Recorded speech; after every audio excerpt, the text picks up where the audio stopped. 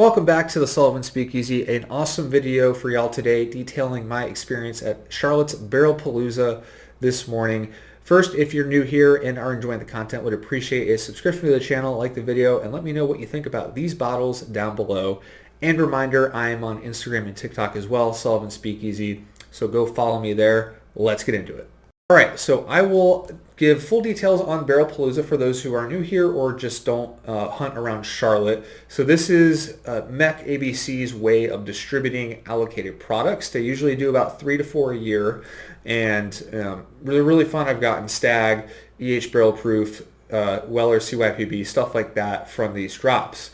But this one was very unexpected. It got announced this Thursday night, and it was announced as a half lottery, and I'll explain that later.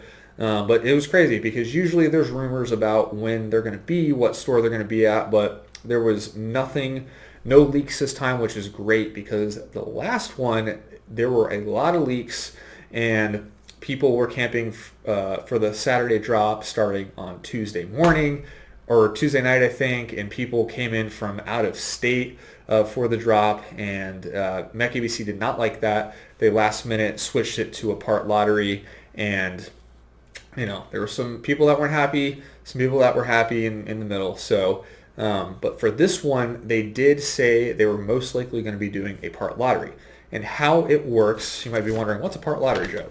So you get there, you get your spot in line, and then they will hand out the sheet with the bottles on it, and then you get your little raffle ticket with a number, and that is your spot in line. So I got 77, so I was 77th in line, and from that, they put all those tickets in, and then they will pull, this time they pulled 100 tickets to go to the front of the line, and then once they called those 100 tickets, you went back to your spot and moved up or back, depending on how many got picked before or after you.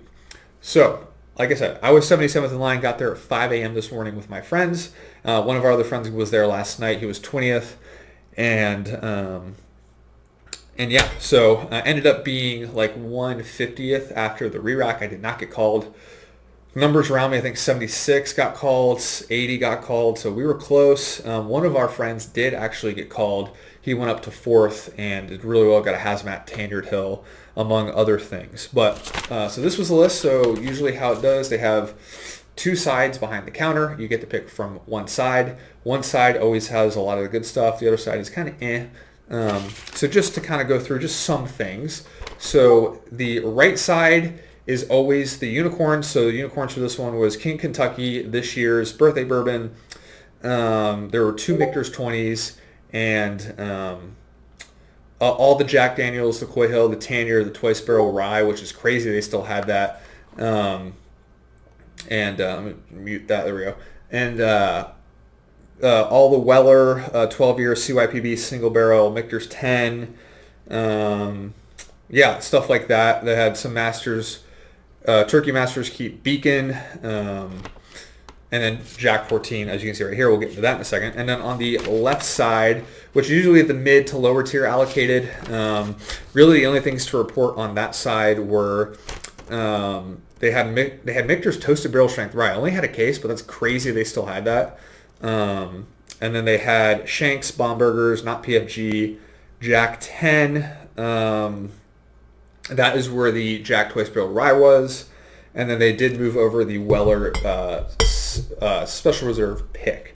So that's just kind of a... And then on the back, too, they have a bunch of just picks that were on the floor. Some of those were...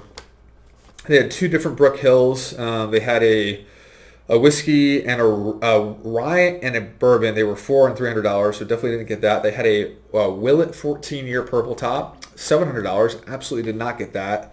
And then Buffalo Trace, Sazerac, and Elijah Craig stuff. So really good picks on the floor there. They're all Meck or North Carolina picks. No more. They don't really do anything with Charlotte Bourbon Society anymore. And to be honest, I've never really liked any of the CBS picks. Yeah.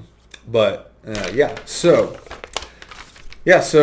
like I said, they did they handed out the list. They pulled the numbers. I was close a few times. Ended up not getting called.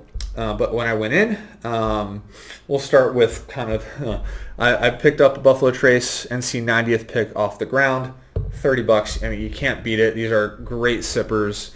And I actually just killed one, so it's great to have another backup. And then my left side pick, was the Weller Special Reserve pick. They also had an Eagle Rare pick, but I feel like Eagle Rare picks are easier to come by. I never see green label picks, so thought why not? And then when I got to my right side pick, this was the first time in a while at a Barrelpalooza I've had a choice to make. There was Jack 14 left. There was Weller CYPB single barrel, EH Taylor barrel proof. Those were all left. Like I said, Coy Hill and Tanyard went right before me, which was sad because both Tanyards were hazmat. I believe 141 and 143 proof. And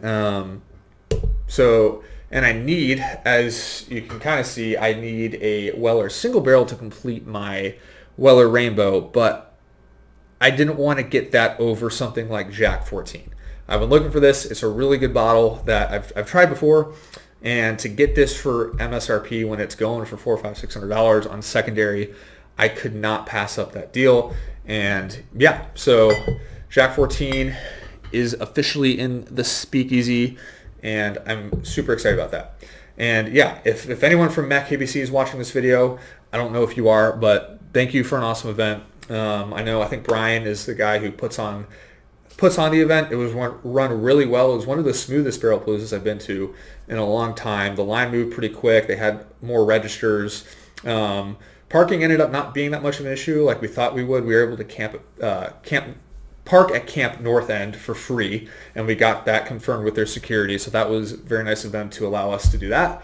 Because otherwise there was like no parking at all. Met a lot of awesome people from the Ten Glen Discord, from my Instagram. Great to meet y'all and hope to see you again. And yeah, so if you went to Barrelpalooza, let me know if you got anything. I hope you'll have a wonderful weekend and drink something good tonight. Cheers, y'all.